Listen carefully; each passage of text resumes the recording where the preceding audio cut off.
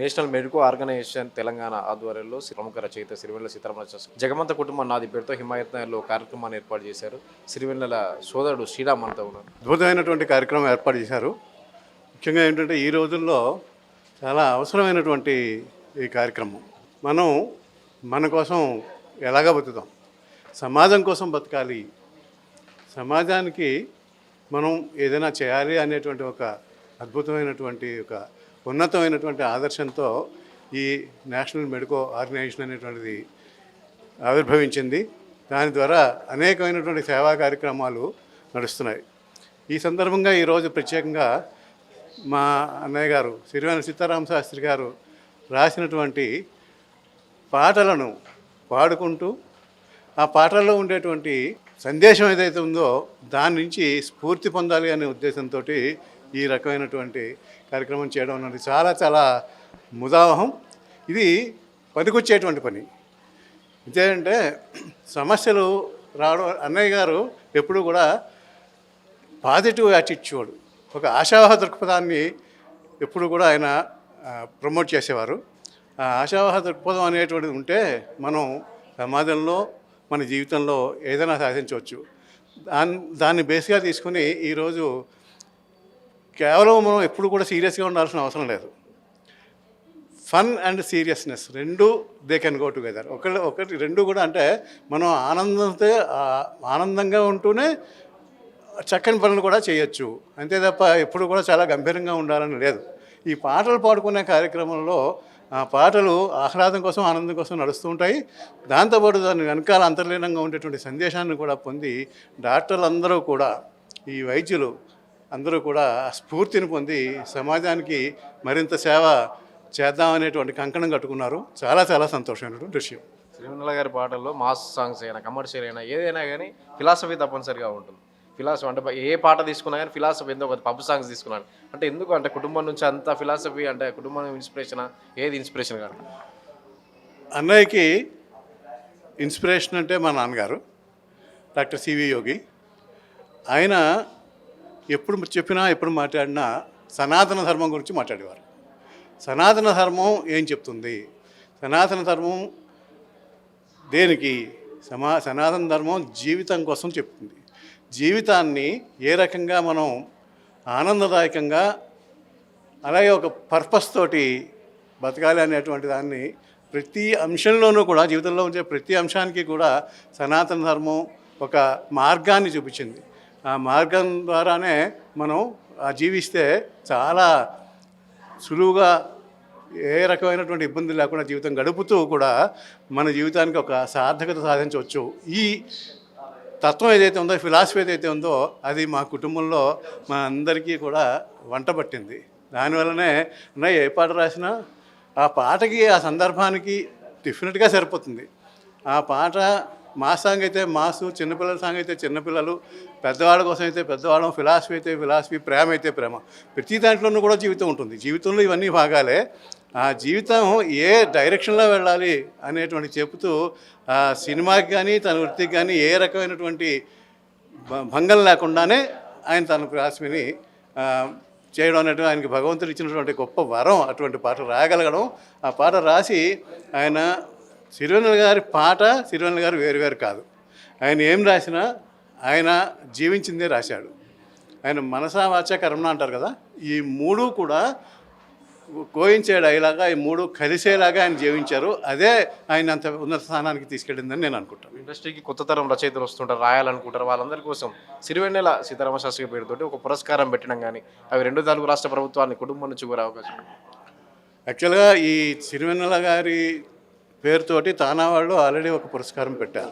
అది నడుస్తున్నారు. రాష్ట్ర ప్రభుత్వం కాదు, రాష్ట్ర ప్రభుత్వం కాదు, తానా వాళ్ళు పెట్టి, అంటే సిరివెన్నెల ఒక సాహిత్యం ఒక కాంపిటీషన్ పెట్టి ఏడాదిలో అత్యుత్తమంగా రాసినటువంటి వారి కోసం వాళ్ళు తానా వాళ్ళు ప్రతి సంవత్సరం ₹1,00,000 పెట్టి ఆల్రెడీ ఉంది, అది నడుస్తున్నది. కుటుంబం గురించి ఇంకా దాని గురించి ఆలోచన ఇంకా చేయలేదు.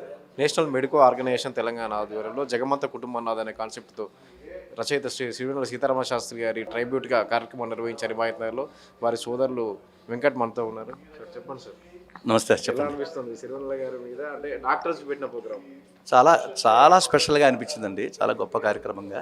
ఎందుకంటే అన్నయ్యకే, నాకే కదా, అన్నయ్య కూడా ప్రత్యేకంగా వైద్య వృత్తి అభ్యసించే వాళ్ళన్నా, విద్యార్థులన్నా, వైద్యులన్నా చాలా ప్రత్యేక. అన్నయ్య సర్కిల్లో కూడా చాలామంది వైద్యులు ఉన్నాం. అయితే వైద్యులు జనరల్గా వాళ్ళ ప్రొఫెషన్తో ఎప్పుడు నిరంతరం శ్రమపడుతూ ఉంటారు. పేషెంట్స్ రావడం, వాళ్ళకి ఇటువంటి అభిరుచి సాహిత్యం పట్ల ఇంత అభిరుచి ఉండి, ముఖ్యంగా లెటస్ సెలబ్రేట్ సిరివెన్నెల అంటే సిరివెన్నెల గారు అందించిన సాహిత్యంలో ఉండే గొప్పతనం కానీ, ఆ లోతులు కానీ, ఆ డెప్త్ కానీ మనం గుర్తు చేసుకోవడం ఒక ఎత్తు అయితే, భావితరాలకు అందిద్దామని ఒక ఆశయంతో ఈ ప్రోగ్రాం చేస్తున్నామని చెప్పి ఆర్గనైజర్స్ చెప్పారు. I'm very very happy about it. చాలా ప్రత్యేకంగా అనిపించిందండి. ఈ బిజీ లైఫ్లో ఎవరి దాంట్లో వాళ్ళు ఉంటారు. ముఖ్యంగా డాక్టర్లు అంటే అందరికీ తెలుసు, చాలా స్ట్రెస్ఫుల్గా ఉంటుంది. వాళ్ళకి సమయం దొరకదు, ఫ్యామిలీకి ఇవ్వడానికి కూడా సమయం దొరకదు. అలాంటి దాంట్లో ఒక సండే అనేటప్పుడు ఎవరైనా కుటుంబానికి ఇద్దాం అనుకుంటారు కదా. ఒక సండే ఇలాంటి కార్యక్రమం ఏర్పాటు చేసుకుని సిరివెన్నెల సీతారామ శాస్త్రి గారి సాహిత్యానికి సంబంధించిన చర్చ చేద్దాం, లేకపోతే అవి పాటలు పాడుకుందాం, లేకపోతే గుర్తు చేసుకుందాం, సెలబ్రేట్ చేసుకుందాం ఆయన్ని అంటే లెటస్ సెలబ్రేట్ సిరివెన్నెల అనే ఒక కాన్సెప్టే చాలా గొప్పగా అనిపిస్తుందండి. నేను అందరికీ ధన్యవాదాలు తెలియజేస్తాను ఈ విషయం. చెప్పండి. సిరివెన్నెల గారి పాటల్లో మాస్, కమర్షియల్ అంటే ఏది లేకుండా కూడా ఫిలాసఫీ ఖచ్చితంగా ఉంటుంది అందులో. అంటే కుటుంబ నేపథ్యం నుంచే అది తీసుకున్నారా ఇన్స్పిరేషన్గా, లేకపోతే ఆయనకైనా? ఆ కుటుంబ నేపథ్యం అంటే అండి, మా కుటుంబంలో కవి మా నాన్నగారు మహాపండితులు. ఆయన 14 భాషలో రాయను, చదవను, మాట్లాడవచ్చు. పాండిత్యం వైజ్ అయితే ఆయన మించిన వారు లేరు. అయితే ఆయన అనేవారు చిన్నప్పుడు నా అన్నయ్యతోటి, ఎవరైనా నాకు ఇన్ని భాషలు ఇంత పాండిత్యం ఉన్నా ఒకటి చిన్న లోటు ఏంటంటే నాకు కవిత్వం లేదు. కవిత్వం ఈ సంథింగ్ క్రియేటివిటీ అండి, అది గాడ్ గివెన్. అది మా సరస్వతి అన్నయ్యకి ఇచ్చిందని నేను భావిస్తాను. అయితే మీరు అడిగిన ప్రశ్న ఏంటంటే, ఆయనలో ఆ ప్రత్యేకత అన్నది ఏంటంటే, చిన్నప్పటి నుంచి కూడా ఆయన ఏం చెప్దాం అనుకున్నా, ఆయన డిబేట్స్, ఎలక్యూషన్స్లో పార్టిసిపేట్ చేసినప్పుడు కూడా ఆయనకి ఎప్పుడు ఫస్ట్ ప్రైజ్ వచ్చేది. ఆయన ఏంటంటే, నేను అందరూ చెప్పేది కాకుండా ఏదైనా విషయాన్ని ప్రత్యేకంగా చూడడం, ప్రత్యేకమైన ఆలోచన సంవిధానం ఏదైతే ఉందో ఆయన ప్రత్యేకత. సో ఈ looks at everything in a special వే. అలాగే చెప్పే విషయం కూడా ప్రత్యేకంగా, అందరూ చెప్పేలా కాకుండా. ఇప్పుడు ఇందాక కూడా ఎవరో ఒక పాట పాడారు ఖడ్గం దాంట్లో, అదే ఒక క్లబ్ సాంగ్ అయితే, ఆ క్లబ్ సాంగ్లో కూడా ఒక ఫిలాసఫీ చెప్తాడు. అతిథులమై ఉత్సవం ఇక్కడికి కొంతకాలం ఉండిపోవడానికి కొంత సహనం, కొంత స్నేహం పంచుకోవచ్చు హాయిగా, అంతకన్నా సంపదంటూ ప్రపంచ పటంలో లేదుగా అంటాడు. అది ఒక క్లబ్ సాంగ్లో చెప్పడం ఏంటండి, ఎంత ప్రత్యేకమైన. ఇలా ఇలా ఇలా చాలా ఉదాహరణలు చెప్పచ్చు. అంటే ఆయన ఏంటంటే, ఆయనకంటూ ఒక కోర్ ఫిలాసఫీ ఏదైతే ఉందో, హ్యుమానిటీ. బేసిక్గా ప్రతివాడు మనిషి, ఆ మానవతా విలువలు ఉండాలంతే. ఒకరిని ప్రేమించడానికి ఏ రకమైన నాకు అసలు కండిషన్ అక్కర్లే, వాడు మనిషి అయితే చాలు, సాటి మనిషి అయితే చాలు. ఆయన అలాగే ప్రేమిస్తూ వచ్చాడు, అలాగే ప్రేమను పంచుతూ వచ్చారు. సో అదే ఆయన కోర్ ఫిలాసఫీ. ఒక వ్యక్తి ఒక లవ్ ఫెయిల్యూర్ సాంగ్ రాయగలరు, ఒక నిరుద్యోగి గురించి రాయగలరు, ఒక ఆందోళన ఉద్యమం గురించి రాయగలరు, అంటే ఆలోచన రేకెత్తించేలా రాయగలరు. ఇన్ని పాటలు ఒక వ్యక్తి ఎలా? మరి ప్రొఫెషనల్ రైటర్ అంటే అంతే కదండి. ఇప్పుడు భద్రం బీ కేర్ఫుల్ బ్రదరు భర్తగా మారకు బ్యాచులర్ అని రాశాడంటే ఆయనకి మ్యారేజ్కి వ్యతిరేకం అని కాదు. ఆయన హీ హాస్ స్పెంట్ లెడ్ అద్భుతమైన మ్యారేజ్ లైఫ్ లీడ్ చేసిన వ్యక్తులు ఆయన ఒకరు. మా వదిన గారు అంత అద్భుతమైన సాధ్వి. కాబట్టి అది కాదండి, అక్కడ ఏం అవసరం, అక్కడ పాత్రోచితంగా పాత్రలో లీనమైపోయి ఈయన మాట్లాడకూడదు, పాత్ర మాట్లాడాలి. సో చిన్నపిల్లలు పాటలు రాస్తే చిన్నపిల్లలు రాసేవాడు, భక్తి పాటలు రాస్తే వీర భక్తుల్లో రాసేవాడు, అలాగే శృంగారం కూడా రాశాడు. అన్ని ఆయన టచ్ చేయని జానర్ అంటూ ఏమి లేదండి.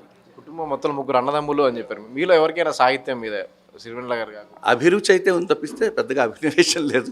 అన్నయ్య పుస్తకాలు రచించారు చాలాను. రెండో అన్నయ్య గద్యంలో, శాస్త్రి గారు కూడా అనేవారు, ఒరే నేను పాటలో ప్రత్యేకత అయితే రోజులో నువ్వు చాలా స్పెషల్ రా అని చెప్పి శ్రీరామ్ గారిని. సాహిత్యం మీద పిహెచ్డి ఇలాంటివి యూనివర్సిటీల నుంచి కానీ అట్లాంటి మీ కుటుంబం తరపు నుంచి కోరే అవకాశం ఉందా? ఒక పాఠ్యాంశంగా పెట్టడం కానీ, పిహెచ్డి చేయించడం కానీ? కుటుంబం తరఫున ఏమైనా ప్రయత్నాలు అంటారా? అంటే ప్రత్యేకంగా సార్ ఆయనది జగమంత కుటుంబం. వారి పాటల మీద పిహెచ్డీలు చేసిన వాళ్ళు చాలామంది ఉన్నారు. వారి పాటలను పాఠ్యాంశాలుగా పెట్టాలని వాళ్ళు ఆంధ్రప్రదేశ్ ప్రభుత్వం పెట్టింది కూడా 2-3 పాటల్ని. అలాగే ఆయన శిల్పాన్ని అనకాపల్లి, ఆయన జన్మస్థలమైన అనకాపల్లిలో ఆవిష్కరిస్తున్నారు ఎవరు? మండలి బుద్ధప్రసాద్ గారు ఒక ఎమ్మెల్యే, కొనతాల రామకృష్ణ గారు ఇంకో ఎమ్మెల్యే, జనసేన ఎమ్మెల్యేస్. 25వ తారీఖున ఆవిష్కరణ కూడా ఉంది. అంటే ఏంటంటే ఆయన్ని సమాజం అంతలా ఓన్ చేసుకుంది. అలాగే పద్మశ్రీ తెలుగు సినిమా గీత రచయితల విభాగంలో పద్మశ్రీ వచ్చిన ఏకైక వ్యక్తి ఆయన. సో వారిని ప్రత్యేకంగా మేము కుటుంబం ప్రమోట్ చేయాల్సిన పరిస్థితి ఏమీ లేదు. ఆయన he is own way entire society. జగమంత కుటుంబం అయింది, జగమంత కుటుంబానికి ఆయన చాలా కావాల్సిన వాడు ఆప్తుడు.